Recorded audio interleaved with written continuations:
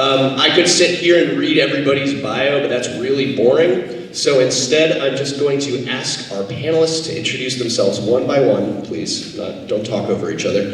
And to just tell you a little bit about themselves, their work, and maybe what brings you to this panel today, if you had to guess, if you don't already know. Okay. Thank you, Justin. And thanks for showing up. I hope this actually, we've got some canned questions, but with the size of this audience, I hope that we can have a little more live discussion as well. My name is Selma Holden. I got involved with harm reduction in my early 20s when I was experimenting, self-medicating, playing in states of ecstasy and spirit and ritual fire circles, and found that I needed to ground.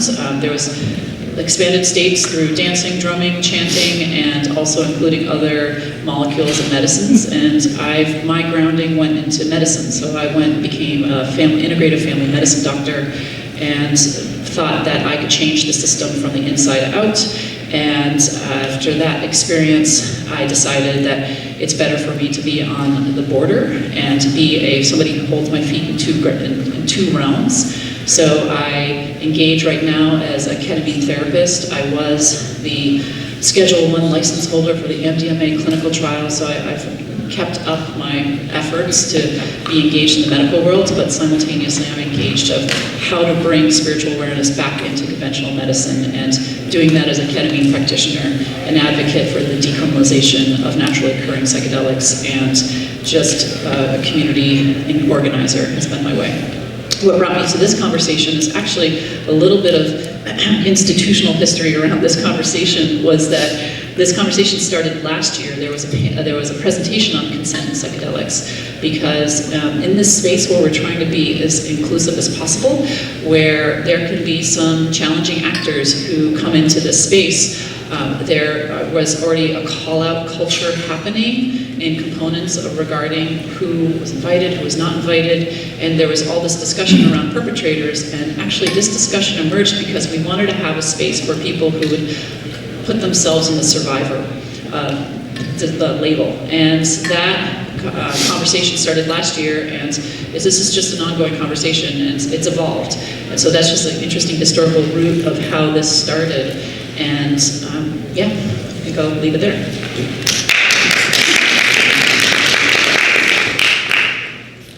Good morning. My name is John McElwain.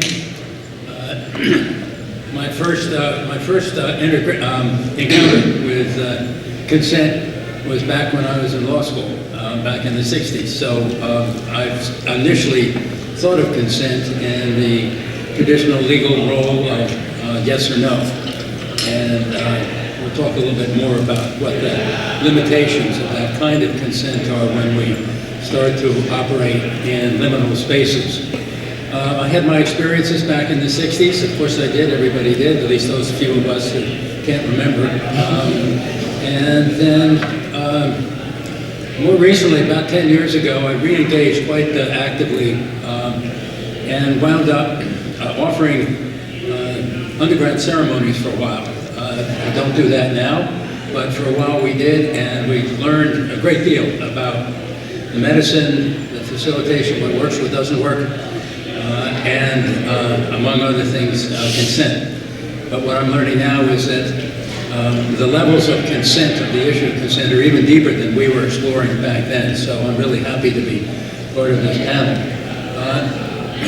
Come 2020, COVID, we shut down for obvious reasons, and at that point I wound up writing a manual on how to facilitate safe and effective plant medicine journeys, and then 6 months later started running an online course. The course is now in its 8th iteration, and there are people lining up for a 9th iteration in September, so if anybody's interested, feel free to speak with me about that. It is not a certification course. You don't get a license. You don't get any more authority to do what you're doing afterwards than when you start. But you, hopefully, if you're paying attention and doing the readings, are going to be a lot smarter about it. That certainly has been the experience I've seen of the students, and they've been wonderful. Out of that, manual has just come out, a book that I've now published called Walking the Plant Path. It's on Amazon if you wish, and I'll be talking more about it this afternoon. So I'm here really as much as anything to learn about the levels and new ways that we need to be thinking about consent in this psychedelic space. Thank you. Welcome, John. Good morning, everyone. My name is Ignacio, and I come here personally and in my work. In my work, I don't work with psilocybin, but I have experience with it as a person who lives with chronic migraine, so I've used that for that. I've also used it just for recreational use, and it's been lovely and beautiful. But my work is, I am the founder and co-executive director to an organization called the HEAL Project, and we do work to prevent and end childhood sexual abuse and all forms of sexual violence using a sexual liberation lens and an abolitionist lens. And consent, or the kind of the things that orbit around the conversation of consent, is something we talk about all the time. I also do engage in sexual healing work, which engages with kink and BDSM. And so a lot of the knowledge that I have gotten around consent, the beginning kind of conversations around that, have been through the kink and BDSM community, which has been vital, extremely vital. Specifically because we live in a culture that is terrified of sex, and this quote-unquote alt-sex community really helps shape the way and just create a pathway to how we can talk about things without shame. Okay. Thank you one and all for being here. You've all sort of answered my first question a little bit, which was about how psychedelics and or plant medicine intersect with your various works. So I think what's coming up for me right now is how does consent integrate with your work, and maybe what are the unique challenges if we're thinking, if we can all agree that consent is very important in these different fields of work that we're bringing to this panel, what are the challenges that framework is currently facing? So yeah, how does consent intersect with your work, and how is that being challenged in our moment?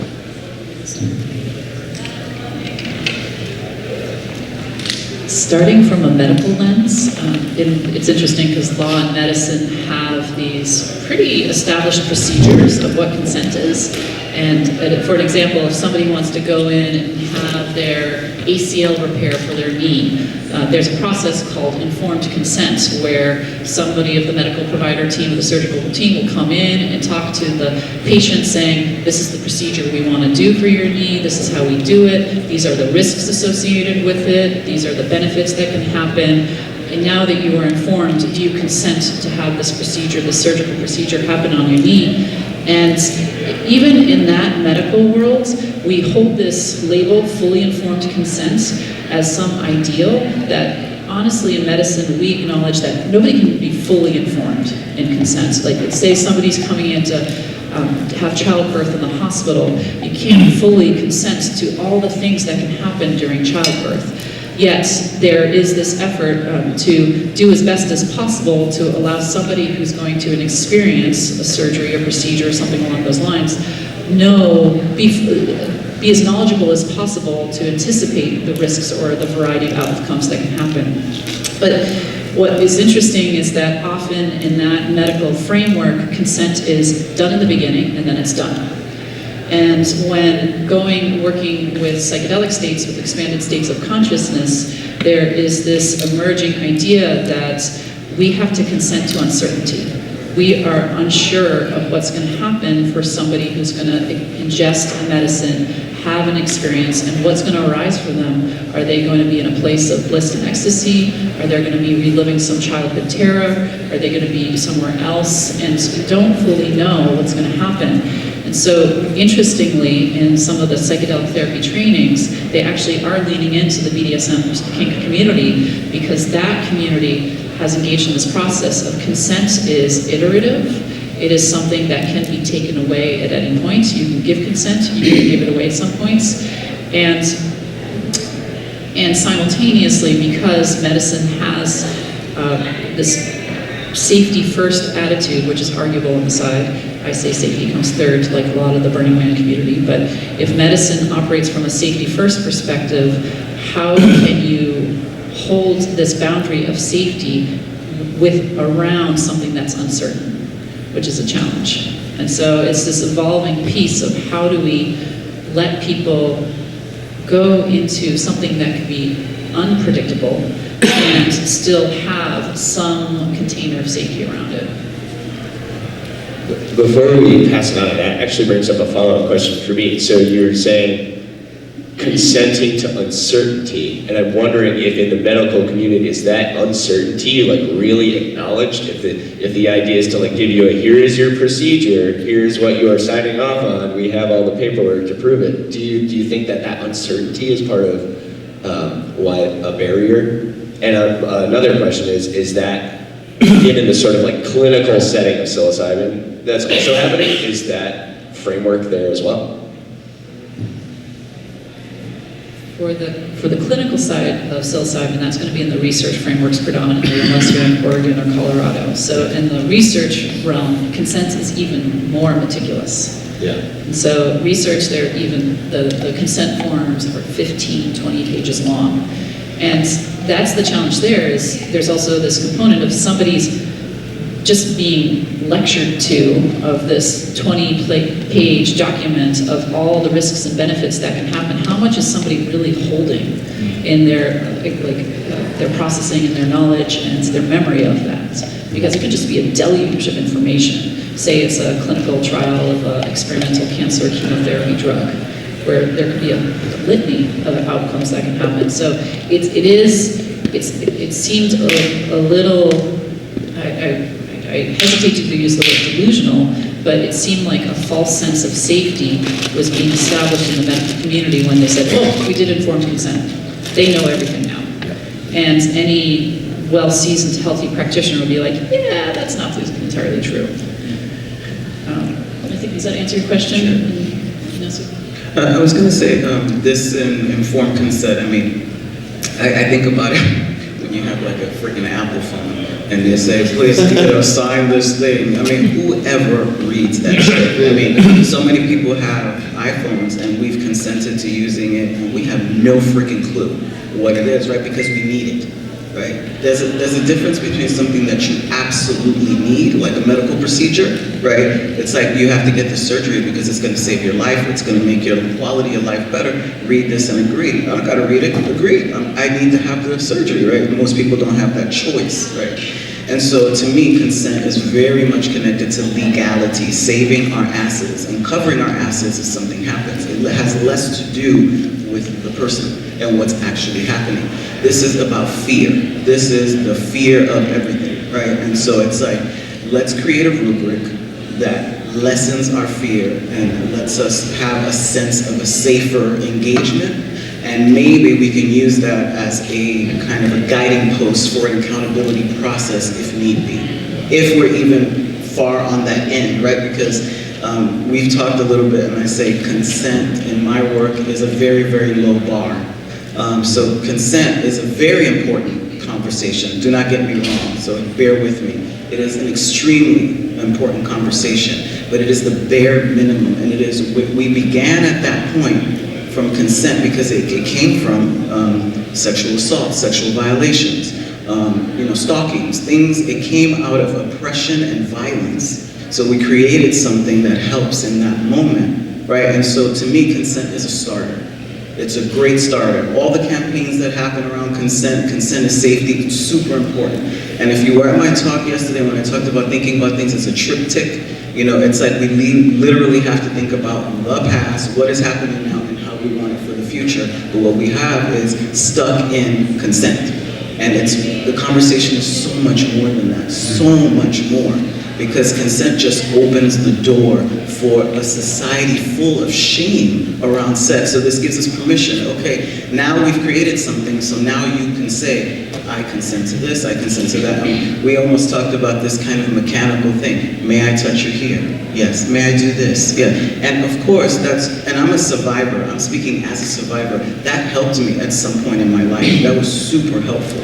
And then there's a point where you must go beyond this rubric, because what this rubric does is, if we engage with it a little deeper, we get to realize that we need to connect with what it is that we are actually feeling. And that's the toughest part, because we haven't had the spaciousness to do that. What are we actually feeling? What do we actually want in order to have this thing happen? What we really are thinking is, how can I not get raped? How can I not be violated? We're thinking from the negative, right? How can I make sure that this is going to be okay? And because so many of us have come from violence and sexual assault, I mean, just being a woman in this world, period, I don't care. You are experiencing all of that stuff. So it's like, how do we get out of the fear and the violent part? And really, this is about the healing piece, coming to what is beyond consent. And I have some ideas about that. Thank you. Okay, how's that? A number of places to start. One is, I was thinking about all the psychedelic experiences that I've had personally, and I can't think of one where I went through what I would consider to be a proper consent conversation. It just really isn't out there. Even with experienced and skillful and caring facilitators. I then think about my own conversations when I was facilitating, and I would say it was centered around touch. It was both before dosing and after dosing. It was following a protocol that was sort of okay, but doesn't really cover it. Stepping back, consent is really about relationship. And it's a relationship between two people, and it's establishing a level of trust. It's the most, asking for consent in any kind of formal way is perhaps the most external and simplistic way of developing a relationship. And if you are facilitating or being facilitated, one of the things that is essential is that you develop a mutual feeling of trust, even if this is someone new to you. And that's done step by step, conversation by conversation, including about consent. The idea of informed consent is a myth. There's no way that you can either do it in the medical model, and there's certainly no way you can do it in the psychedelic model. It is good to have a conversation to make sure that people understand the vagaries of these magical, these mysteries that we're engaging in. Whatever they say, if you're a facilitator, take with a grain of salt. First, because they're now, at this point, really eager to have the ceremony. And know that if they start saying no to things, they may, break relationship with the facilitator, or they may even wind up not being admitted into the ceremony room. So there's a heavy bias towards saying yes. Now the next thing, and Ignacio will talk more about this, I'm sure, since I'm picking it up from what we talked about the other day, is I've always thought of consent as happening in my mind, in a yes and no. And there are other parts of our body that we forget about most of the time, and that is our emotional body and our physical body. And unless the person that you're talking with has had a chance to quietly, on their own, in private, without peer support or supervision or not, just to go off in a corner, sit with the question, is this going to be okay with you? And describe, it touches on the whole question too of intent and expectation. Everybody comes with an expectation. Even if you tell them not to, you can't expect because you don't know what's going to happen, they have an expectation. The only rule that I have about expectations, having lived with expectations all my life, is the one thing I can be sure won't happen is what I expect to happen. That's the joy of life. And the other side of that, though, is that as a facilitator, I have to consent. You know, I sort of have assumed while I'm facilitating, therefore I consent. But there have been times when whatever has come up for me, for the participant, is not something that I'm comfortable with. And I need to feel comfortable in my body, as well as my emotions and mind, that whatever comes up with this person probably is something that I can manage.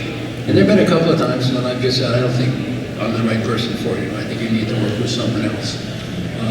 But that goes on throughout the entire process. I've actually been in ceremony where it was clear that what the participant was doing was not something that made me at all comfortable.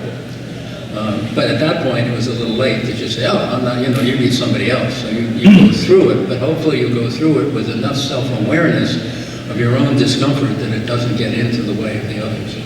So it's not only alive, but it's a relational thing, and it's with both parties needing to be clear both in their minds and their emotional body and their physical body, and know that the unexpected is going to happen and can be rolled with it.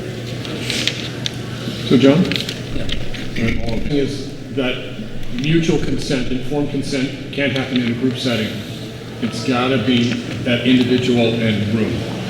My experience is that if you ask some of these questions like touch in a group, everyone's going to sort of, yeah, everybody else is saying yes, exactly. but there's a person who says, I don't really want to do it, but I'm embarrassed, and so I'm not going to be the winner. So you do, and I will tell you the best informed consent conversation I had was at Riverbid.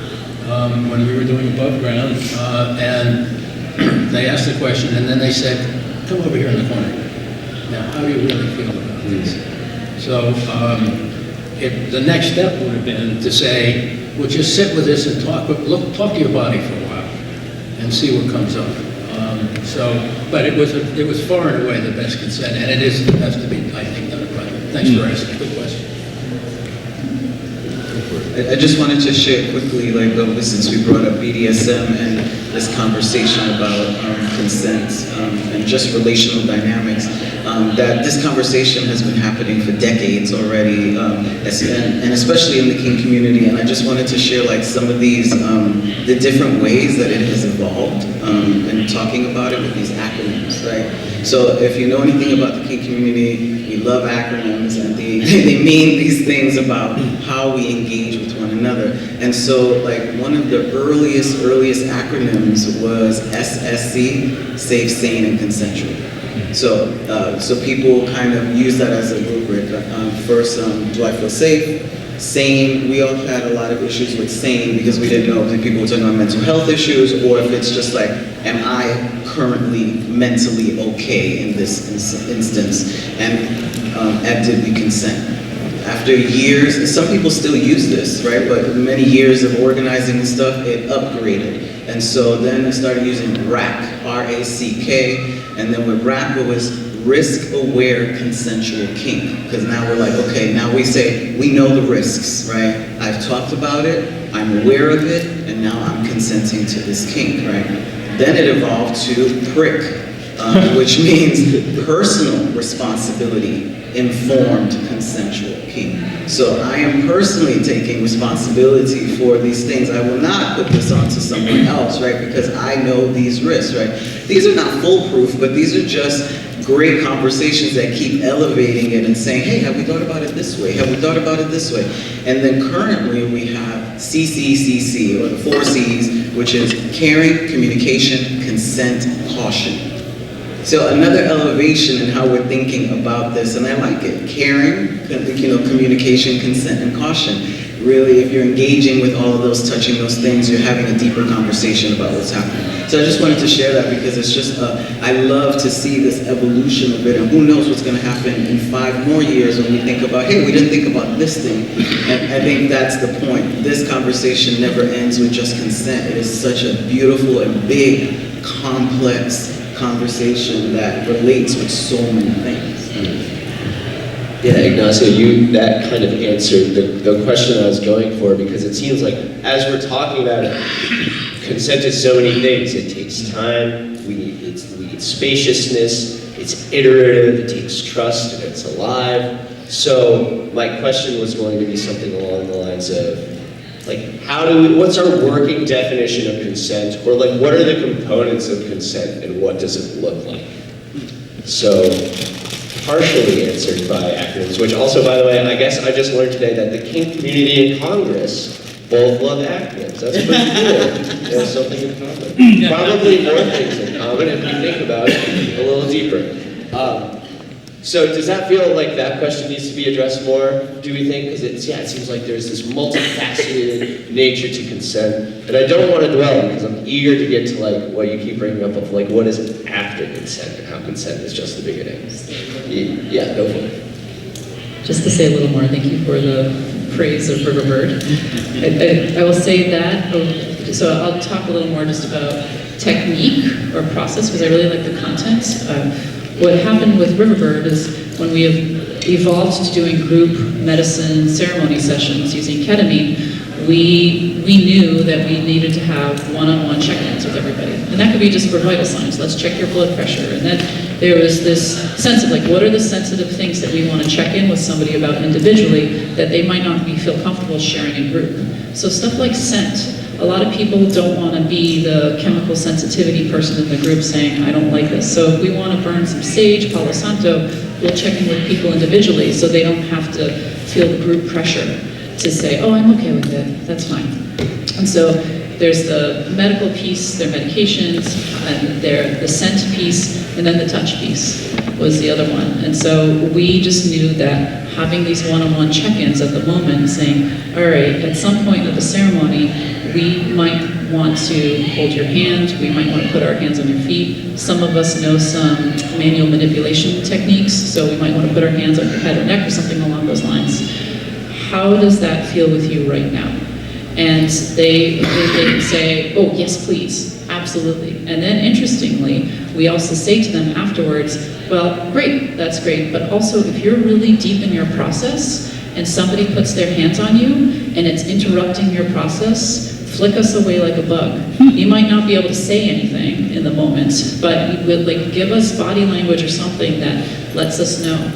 And so, and then in the relational piece too, for us when we're facilitating ceremony, if I'm helping hold space and I feel the urge to go over to somebody, sometimes there's obvious, somebody's curled up in fetal position on the side, there is this piece of like, okay, I'll go over, energetically tune into what's going on, and then see if it's helpful to put a hand on the shoulder or something like that. But sometimes somebody can be laying lit as a board, and we're really in this intuitive space of like, oh, something inside of me is calling to go over and help that person.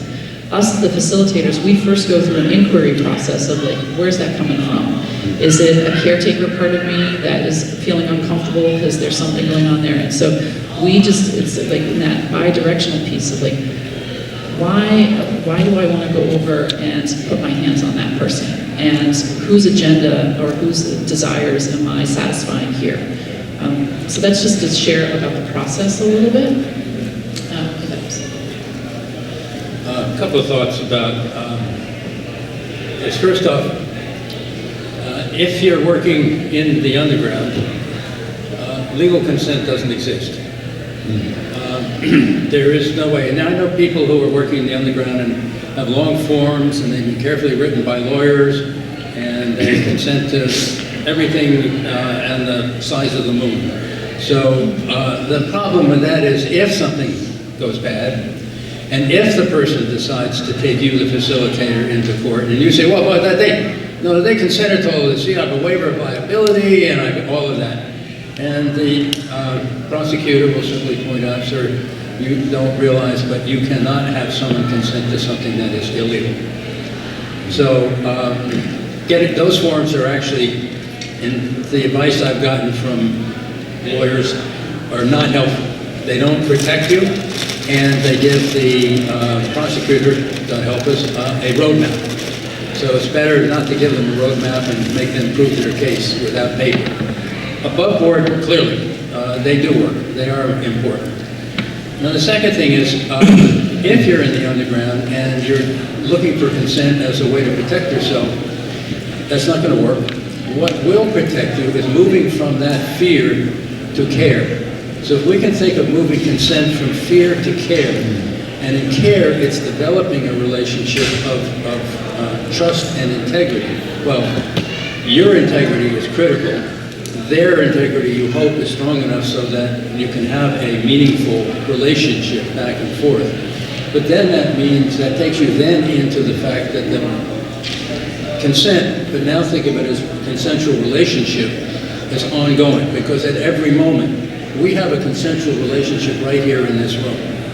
It may not be terribly significant, and we may not have legal liability or writing or things like that, but you've consented to sit here, take an hour of your precious life to sit here and listen to us blather. We've consented to take some time and to blather at you. And at any moment in time, one of you may decide to hell with it and walk out. We've consented to that, and you have the freedom to take your consent away at any time. So if you start to think about all our relationships with other beings, and I don't mean just humans, it goes with animals too, is circles around relationship, a consensual relationship, an opening relationship of mutual trust.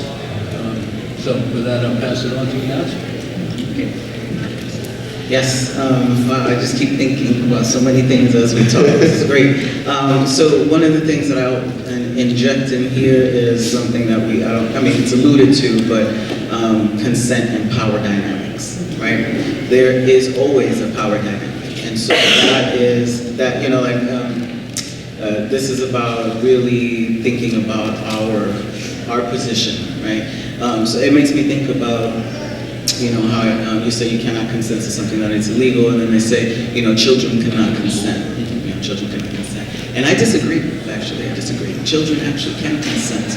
They have, in that moment, in their body, in their feeling, they are consenting without understanding the world around them because they're a child, right? So it's not about taking away the ability for a child that has. I actually do have consent. I can say it, but they might not be right about it, It really is a deeper conversation about the ability, emotional intelligence, the capacity of adults and other people around them, not the child, right? So when we talk about all these things about I'm checking in with myself, which I do the same, checking in with myself, checking in, let me think about where this feeling is coming from. Is this really consent?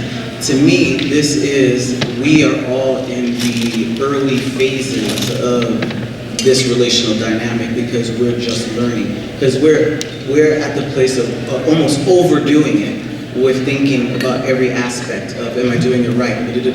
Because it is still based in fear. We're still all afraid that we're going to fuck it up, that we're going to do something wrong. So it's an acknowledgement that we're still navigating within a system that just, makes us afraid of it, so we're constantly thinking. And we're in a very heady space when it comes to consent, and not in a body, like a spiritual sense. When you talked about it, what do you call it? Intuition.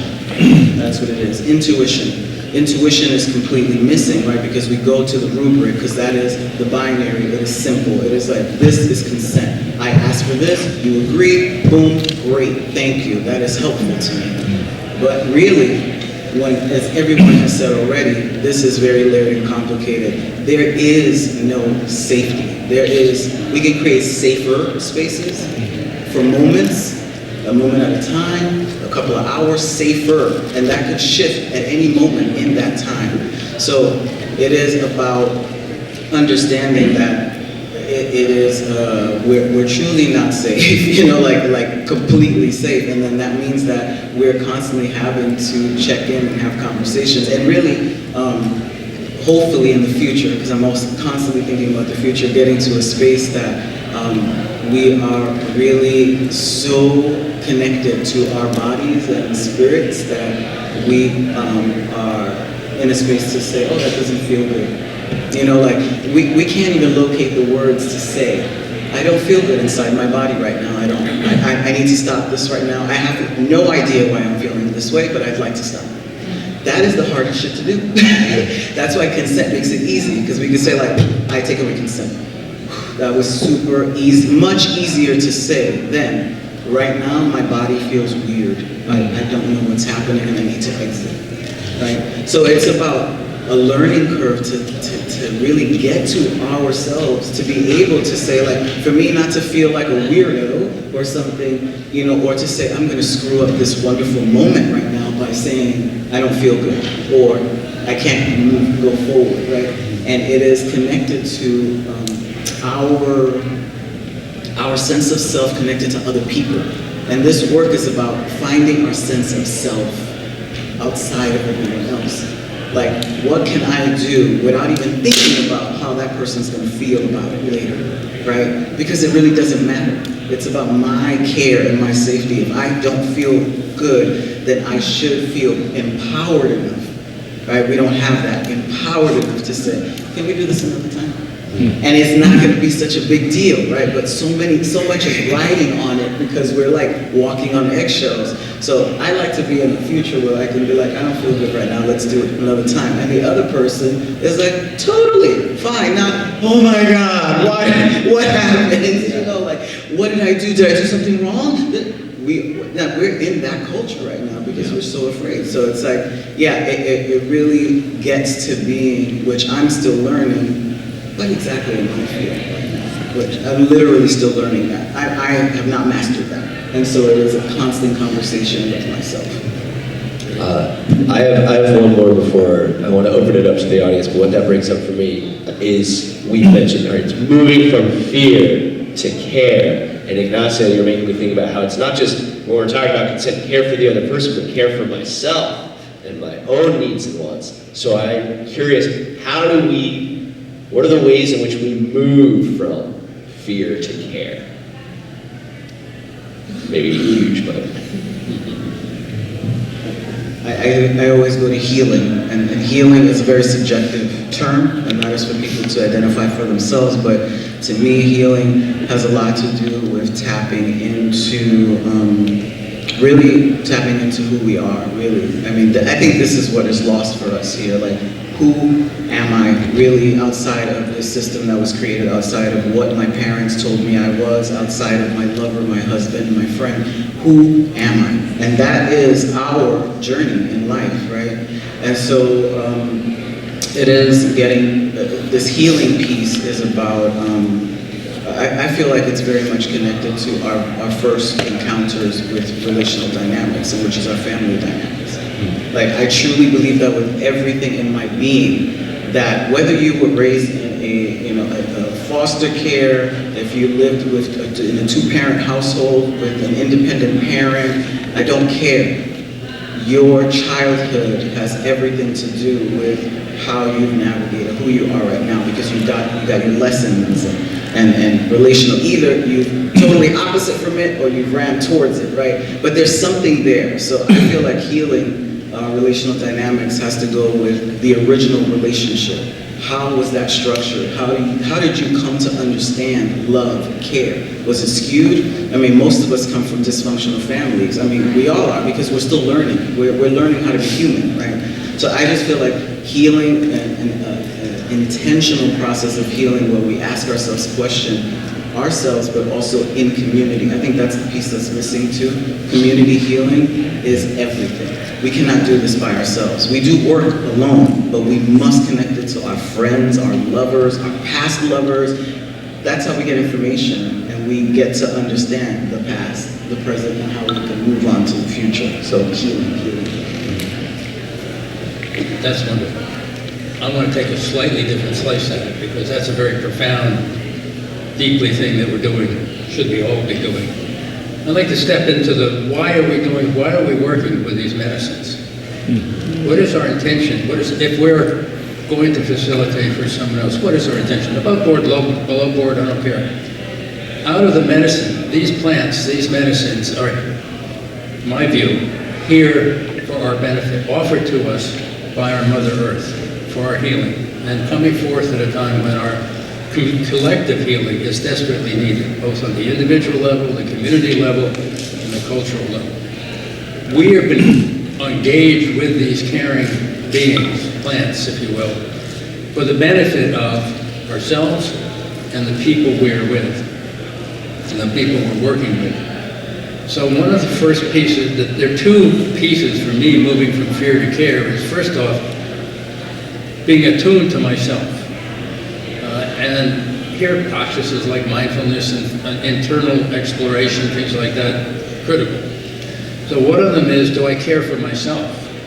And it's surprising how hard that is to say it to ourselves, because there is such a swirl of criticism within our heads. So it's very beneficial to become connected to and care for ourselves, knowing there may be some fear, and et cetera, but I care for myself. Now, if I care for myself, it's far more powerful for me to care for someone else. It's easier for me to care for someone else. In fact, it's very hard to truly care for someone else if we don't care for ourselves. I can just tell you that from my own personal experience, and tons of people write about it, and it's just so. So if I really care about the other person and myself, and we know we're going into a situation that is, can be unexpected, fearful things can happen. We both know that. And we both are willing to link up and explore that space together with slightly different relationships and responsibilities, but we are doing this together knowingly as much as we can, walking into the mystery. So now we're holding that, whatever fear there is, together as part of a relationship of care for each other. So that's just, I think it comes out of why we're doing this work. It comes out of the healing that the plants are bringing to us and to the people we work with.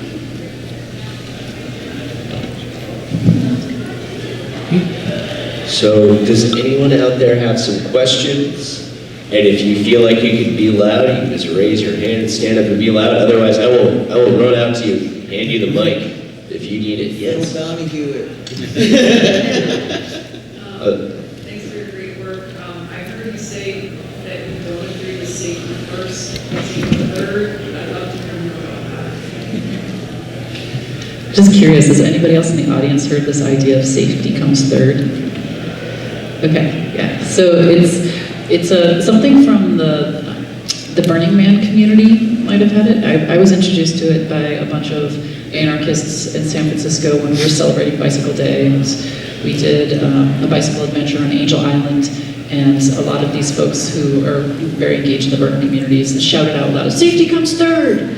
And it was illuminating for me, from the background that I come from. I come from a pretty medical family, and it was a conversation that had been developing, just seeing how fear-based our culture in the United States is, and say like how medicine is practiced out of the fear of being sued, and how that has impacted different paths of medicine, and going to other cultures where you go to a playground in Switzerland and they have a jump that kids can jump off of into this, like it's about a 15-foot jump or a 10-foot jump that they can just jump into this big cushion, and being like, that would never happen in a playground in the United States.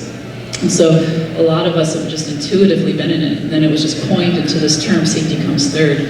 Somebody who's expounded on it quite well is Charles Eisenstein, who has an article in his Substack about it where he goes deeper into it. And the question then goes, well, what comes first and second? If safety's gonna come third, what do we put first and second? And that's just a fun game for each of us to inquire, is it love and health for me that comes first and second, and then safety comes third? And then simultaneously not being rigid about it, that sometimes safety should come first. And not saying like, no, never, safety should never come first, but just having some flexibility in this idea. And so in Charles Eisenstein's article, he just elaborates really nicely about what happens when we permanently put safety as first in a culture, and how does that change our willingness to go into uncomfortable situations? How does that have us just operate constantly within this realm of fear? So this is a brief piece. But the article is wonderful.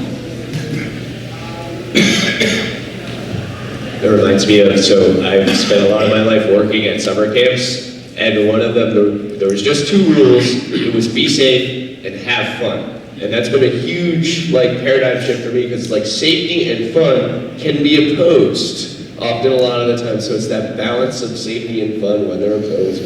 So I like that, thank you. Any other questions? Yeah. It seems like fostering the capacity to attune to oneself and the other is really a key quality in doing this work. as safely as we can. And I'm curious, like, what people's thoughts are about how to foster that, how to really help people develop that attunement. You can say, yes, practice mindfulness, but there's lots of different ways to practice mindfulness, so I'm curious. Personally, I think that there needs to be a complete cultural shift in how we exist.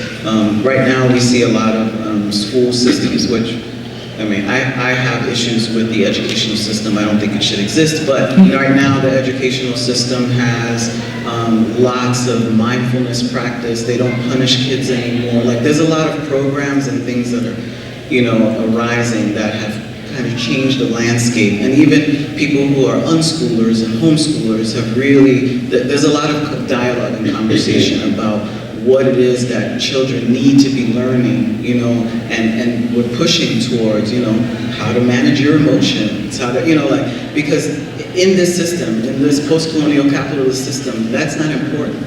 We don't need that because they tell you, we're told what to do, how to do it, and when to do it. So it is, when I say we are decolonizing, uncolonizing, someone once said, and this is not my original thought, but I heard it before, and it's like, it is about rehumanizing.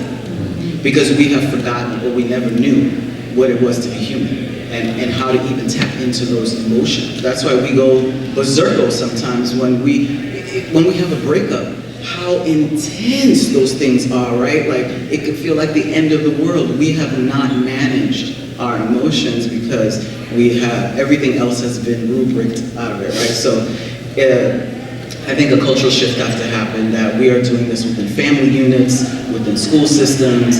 We're talking about our instincts, our emotions, our capacity. Those are going to be more important than, dare I say, math. So that's a wonderful large-scale commentary, and piece around which I totally agree with. And then for the individual, what can we do in the moment to develop these sensitivities is part of just to do our own work. And one of the components that we hold in the Good Medicine Collective, the nonprofit, is that, yeah, we're a collection of very credentialed therapists and physicians and folks like that, but we are also there for our own healing. And how we engage in our own healing process can vary from folks to folks. I am somebody that, I know it can be a privileged perspective, but if somebody really wants to do psychedelic work, how do they engage in a supervised healing development? So whether they're lining up with a certain lineage, and that certain lineage actually has decades of experience around it, if it's going to be an indigenous lineage, are they going to align up with therapists who have been engaged in this work, or healers of that work for quite some time? And how can they do that with, like, and it's a very psychoanalytical training in some ways, in terms of just this, like, doing the self-work, bringing that into an environment where you can process your own stuff so that that doesn't impact when you show up to help other people. Because what happens is we don't want if we're going to be in a facilitator role, we don't want our clients or patients, or however we want to label them, to be doing our work. Like, at Good Medicine, we are here for our own healing, but we also have a sense of the boundaries of, like, when is it the time for me to do my healing, and when is it time for me to be a professional holding space for others, and not have whatever is in my crock pot cooking up impact the work that I'm trying to help facilitate. So it is that place of, like, self-care is essential.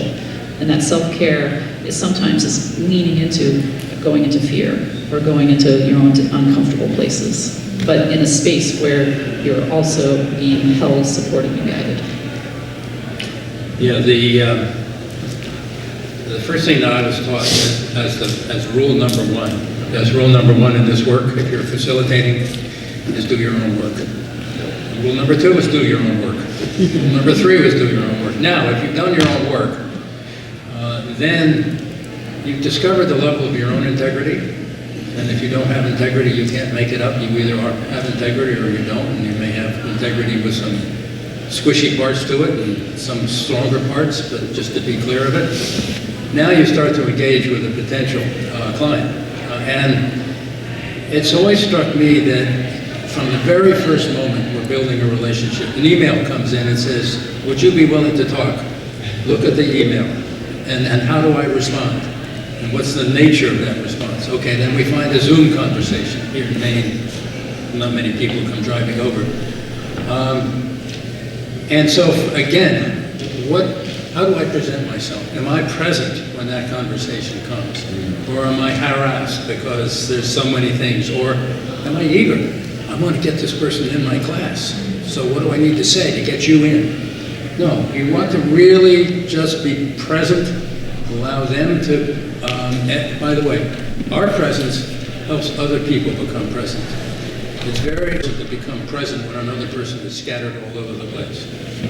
So if we can be present, we can help them be present, then we can start to explore, we'll explore with our minds, but also let our bodies, that energetic field that we're creating between your energy and my energy, which happens over Zoom as much as it does in person, to resonate, and how does that feel? There have been times when, after the first call or the second call, I could not get comfortable with that person. Not for any particular reason. It's just that this person's energy did not feel safe for me to take into a ceremony room. Maybe they thought they knew too much or whatever. There had to be some kind of relationship. And it goes on now through the entire process. So that hopefully when you get in the ceremony room, you're both feeling, I would say, affection for each other, trust for each other, trust in yourself, and a willingness to take the ups and downs together as they're inevitably going to come. And then it goes on through the integration process, hopefully, and perhaps with an ongoing relationship. So I don't think there's any magic. I think it's how do we as human beings present ourselves as people of integrity and care in everything we do.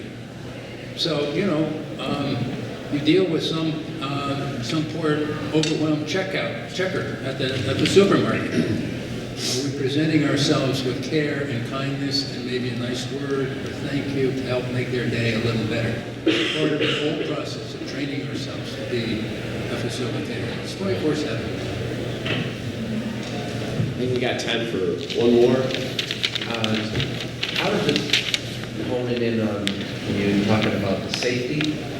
And one thing I always notice when I'm watching any movie is at some point, keep them safe, right? That's what creates a dynamic that intrigues us.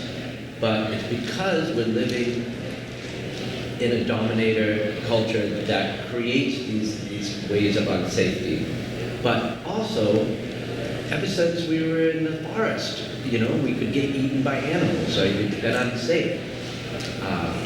We find safety in groups, right? Safety in numbers. And so, really, this word is trust. If you start to trust your connection to your intuition, right? Then that gives you that integrity. You're trusting the universe is going to put you where you are most useful. And if that's what you've asked the universe to do, if you can respond to it. And then you start to trust your ability to read synchronicities. And it doesn't become so much about faith in something else that's going to guide you. It's a trust in your own experience.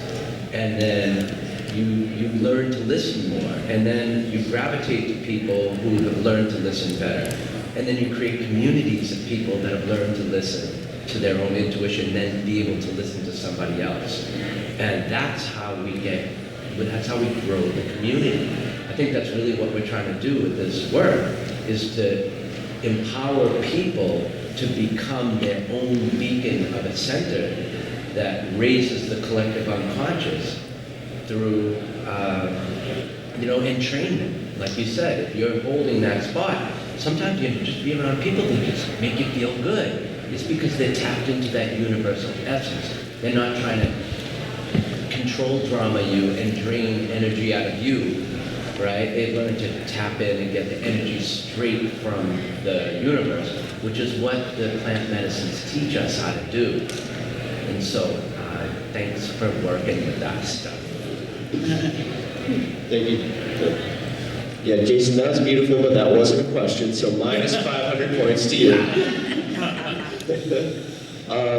We're just about out of time. I wonder, do we want to go through and just leave? What's our closing? What do we want people to walk away thinking about consent? What's our one thing we want people to leave this thinking about? The concept of consent, as it relates to psychedelic work or otherwise.